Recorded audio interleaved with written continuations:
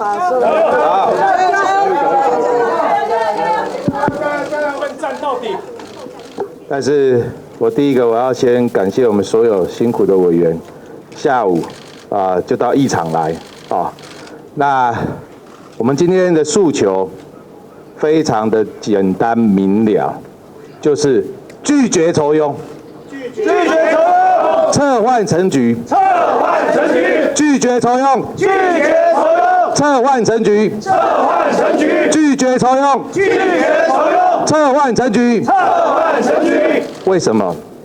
因为这样的名单传出来几个礼拜了，然后上个礼拜还捉弄了本党的非常优秀的一位同志黄健庭县长，结果黄县长甚至还有一位过去我们新北市的非常优秀的副市长自动退出提名，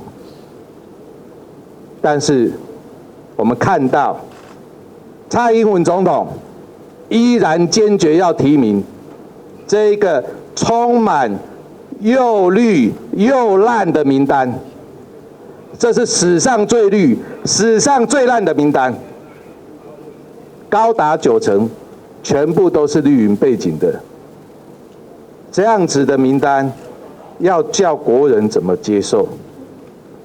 然后院长的提名人陈菊市长、陈菊秘书长，在你的市长任内有多少个案子被监察院调查？有些还没有调查完毕。有多少案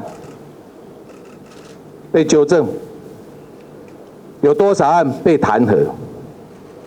然后还可以辩称那不是针对你个人，那难道过去你没有担任市长吗？这些都是你市长任内的案子，你不用负责吗？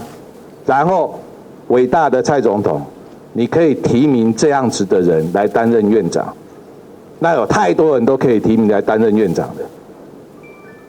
所以，我们说这是一个最烂的名单，也是一个最绿的名单，又烂又绿，对不对？对。所以我们拒绝，充满了酬庸的算计，酬庸的想象，请你撤回名单，请你撤回名单，撤回名单，大家好好来检讨宪政制度才对嘛。结果你拿这个宪政议题、废考监的议题，来遮掩你这一些不堪入目的名单。